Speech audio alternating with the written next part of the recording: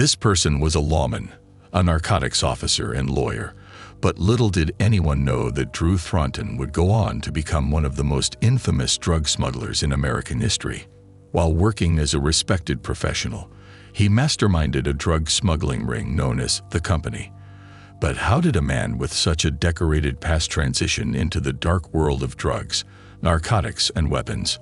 How did he, along with his accomplices, manage to avoid law enforcement agencies for so long?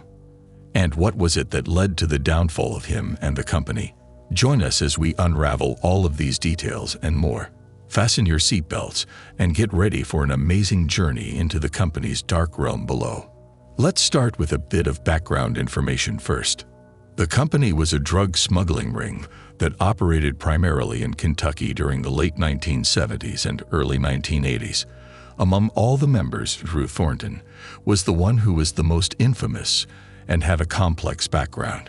To those unfamiliar with the crime ring, it may come as a surprise that Drew initially worked as a narcotics officer and lawyer before transitioning into drug smuggling.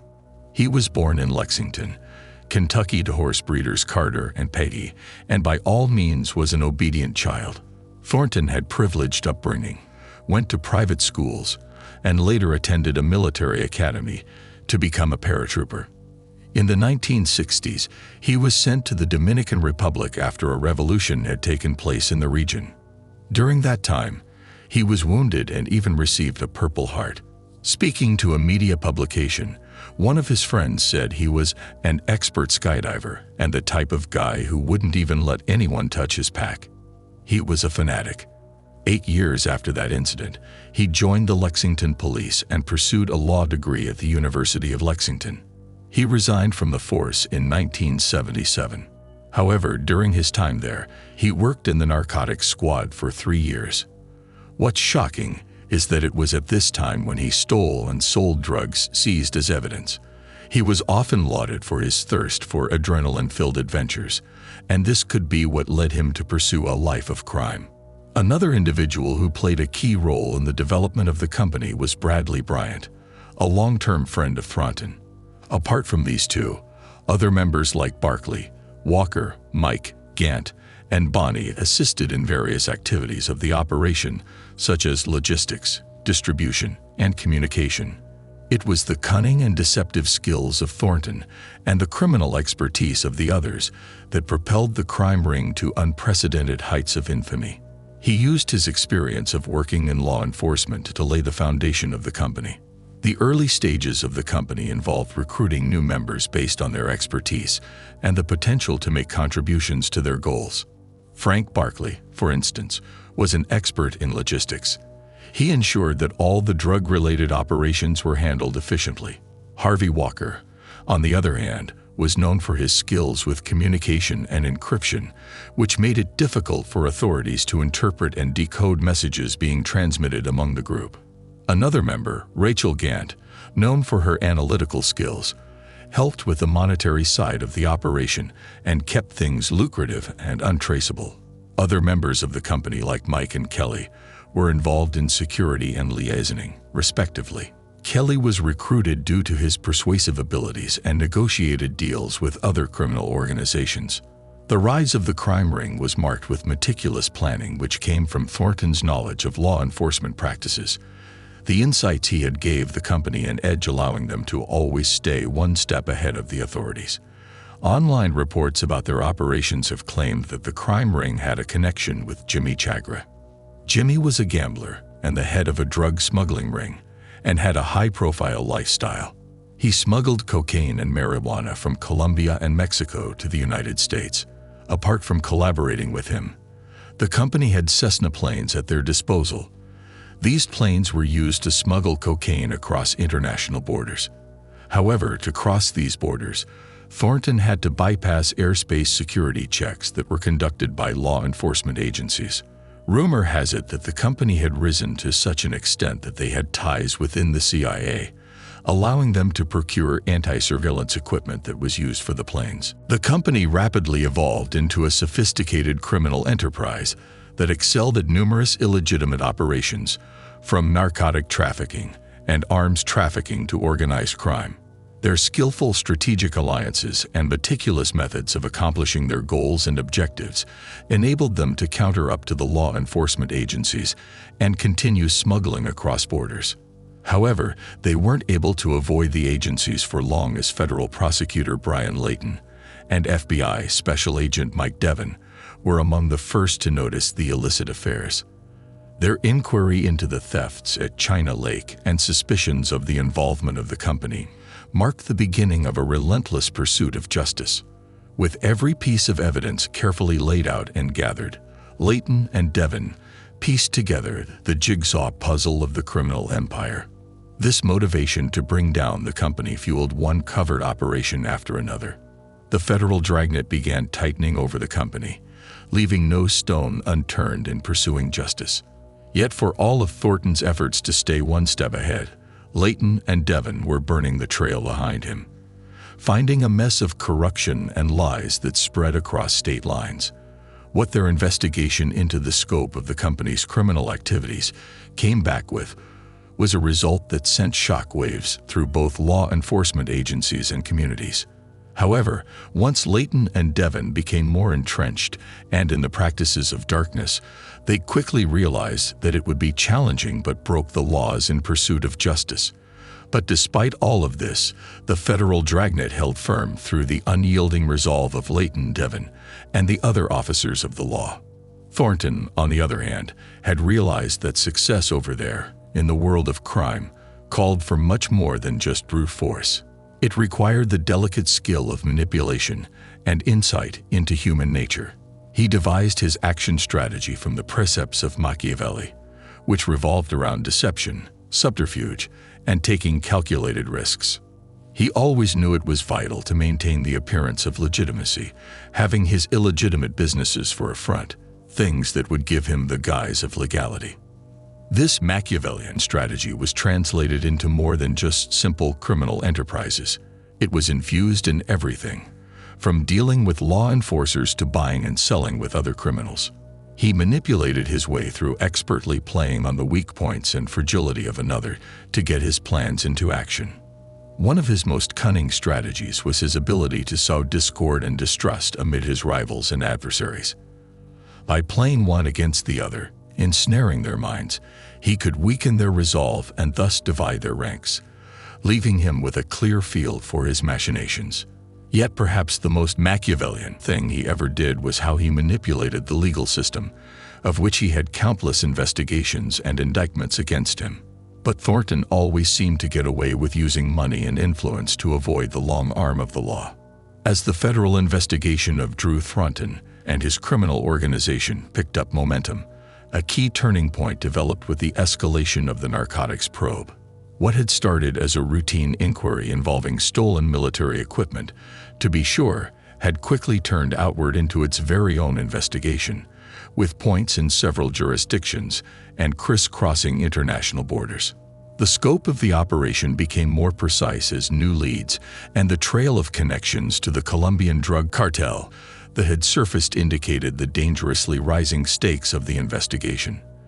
FBI Special Agent Mike Devin and federal prosecutor Bryant faced significant challenges while gathering against the company. But they understood that time was running out, the pressure was mounting, and they had to quickly bring down the criminal empire before it could establish itself even more in the illegal drug trade landscape.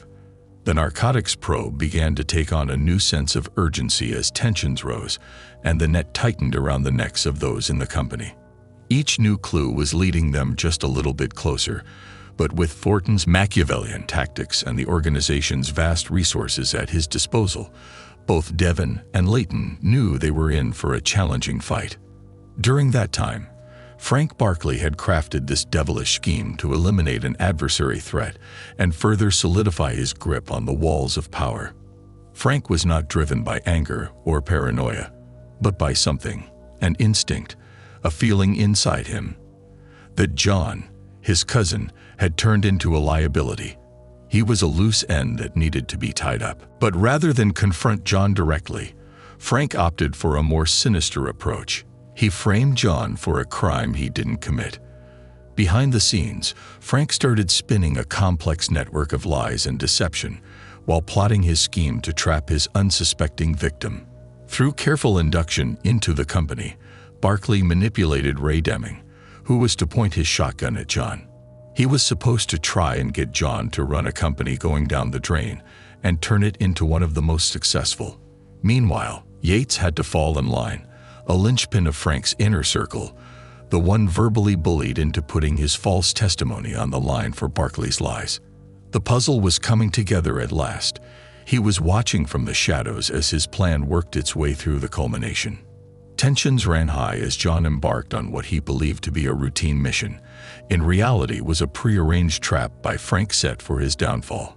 John found himself ensnared in a web of lies and deceit with nowhere to escape as the full scope of Frank's schemes became apparent.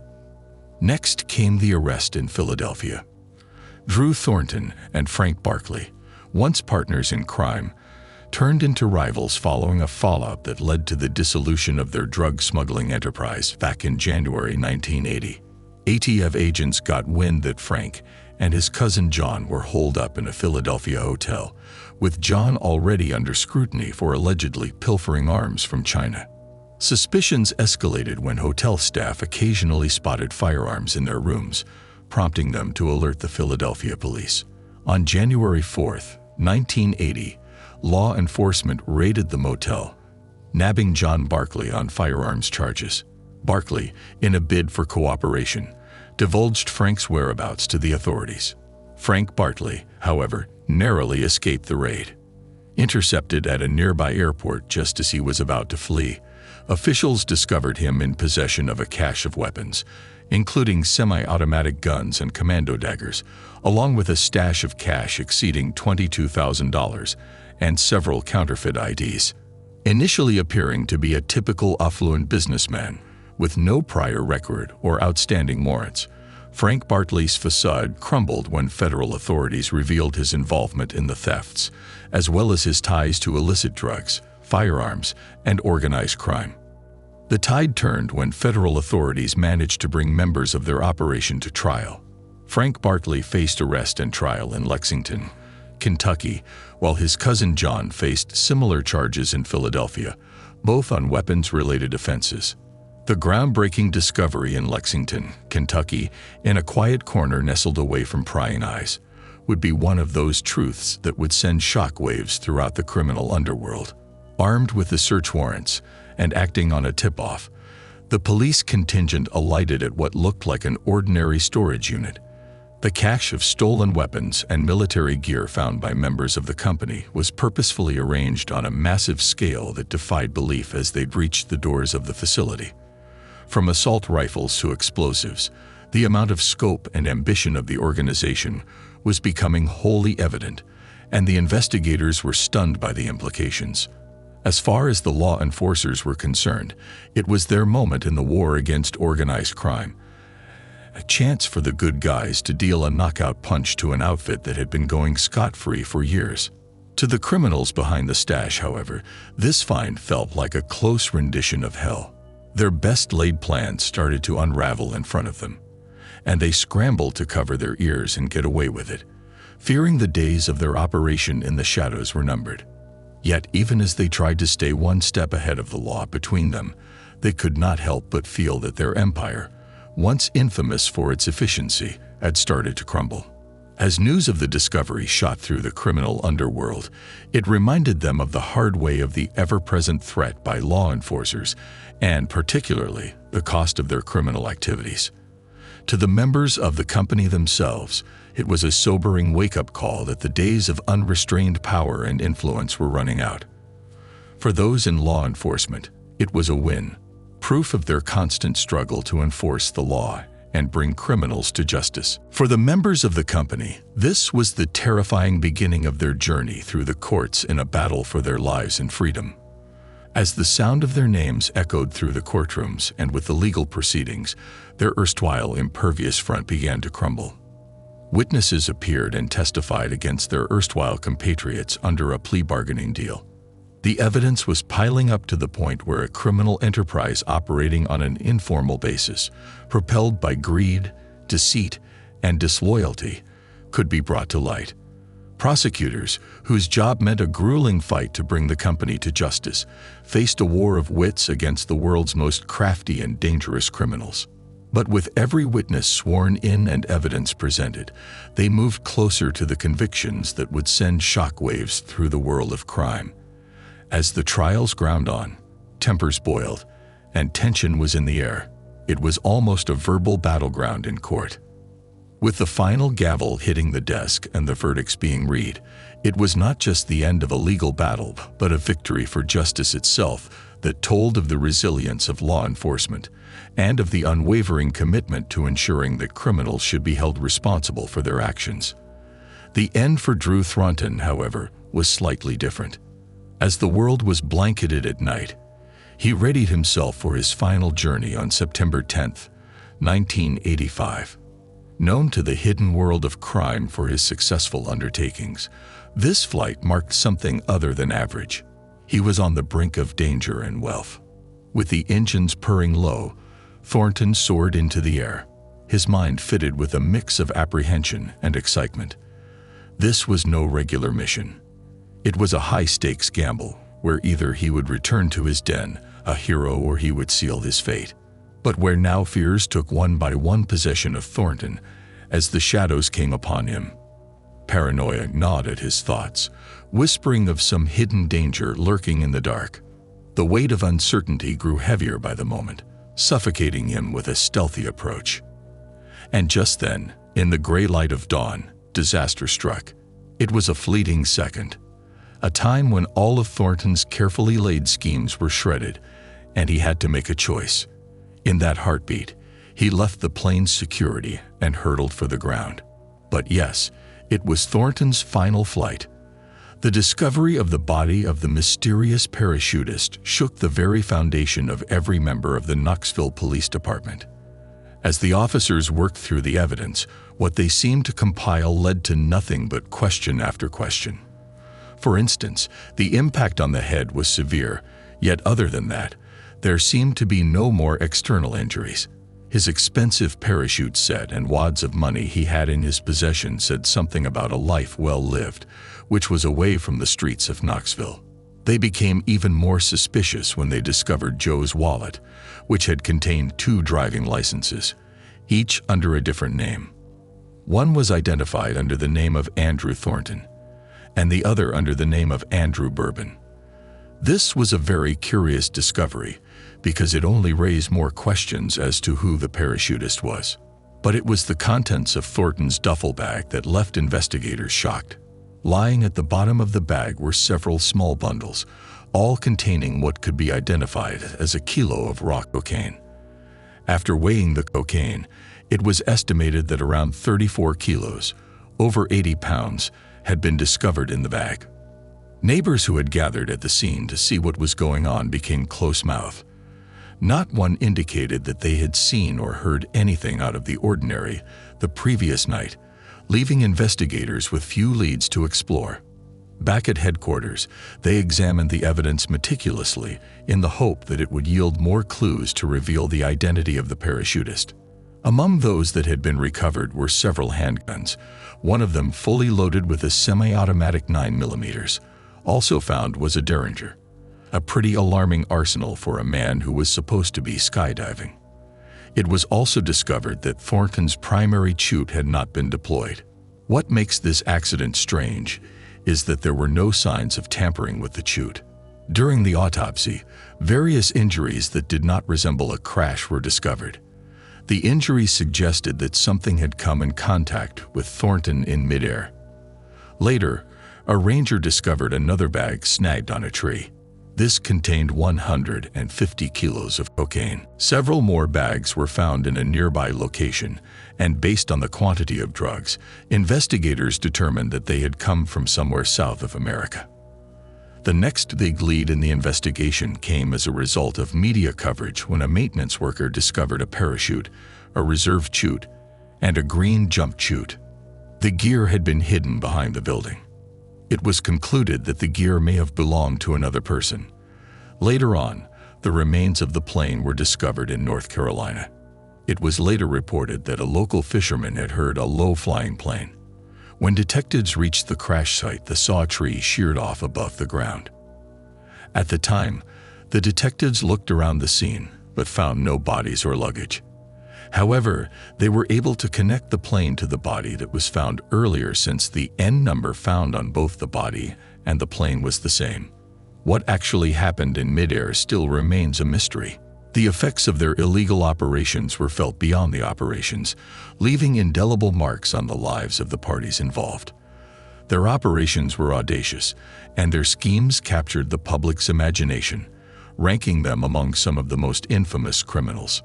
But for others, the legacy left by the company is one of devastation and despair. It is the destruction of relations under the attack of addiction, ruins made of neighborhoods by violence, and the communities left to struggle after their criminal activities. The cost of what they did was counted not just in lost lives, but in future robbers and shattered dreams. But in all the chaos and destruction, lessons lay buried in the rubble. The case and prosecution of the company forced the vulnerabilities of law enforcement and the resiliency of those committed to justice into the open. It illuminated an intricate web of connections that underpinned organized crime and a challenge for the dismantlement of the networks. In essence, the legacy of the company was a stark reminder of an always occurrent threat: the ability to fight organized crime and keep it at bay.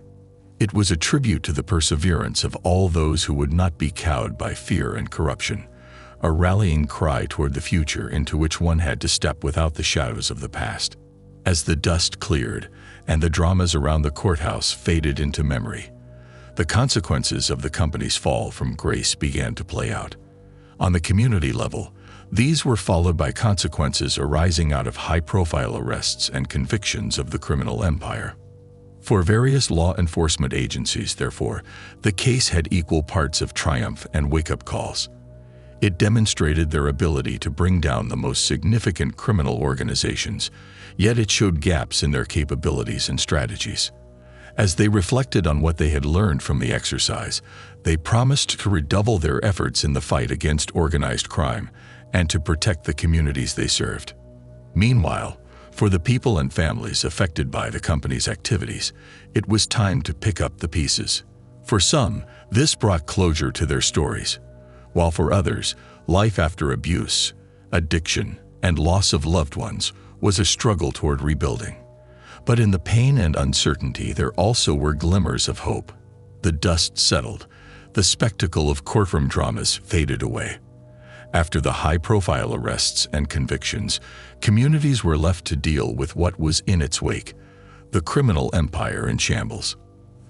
The case for law enforcement agencies showed them that they could bring down even the most formidable criminal organizations, but also that there still existed considerable vital gaps in what they could do and how they did it. Lamenting what they had learned, they vowed to redouble their efforts in the fight against organized crime for the sake of the communities they served. Meanwhile, for all of those people and their families who were affected, some found closure through the justice meted out to the guilty parties, yet some struggled to rebuild lives in addiction, violence, and loss. A grand relief settled over the air in the aftermath of the struggles and strife suffered by the company. The courtroom dramas had run their course, and the sentences had been imposed, but the echoes of the case still sounded within the corridors of justice. It was a moment of solemn reckoning, a time to ponder the lessons learned and the scars left behind. From the arrests and convictions, one can take it as a victory for those who had worked hard to break down this criminal empire in a bittersweet story of perseverance and commitment. It stands as a testament to the resilience manifested by law enforcement when dealing with their formidable adversaries. It made society stop and reflect, an opportunity to face the darker truths lurking just below the veneer of our communities. Yet, in all this uncertainty, at least a glimmer of hope could be found. The fall of the company serves as a great reminder that despite the resilience and capability of the human spirit, indeed, success is never achieved easily. One thing was for sure: the legacy of the company would not be anywhere near its demise, which had become quite visible in the ending chapter of this saga. But it was not the legacy of a win or glory, but a cautionary tale, a reminder of how fragile power is, how dangerous unchecked ambition can be, and how good and evil in the human heart will always struggle against each other. If you like this video, join us for more gripping stories. Like, share, and subscribe.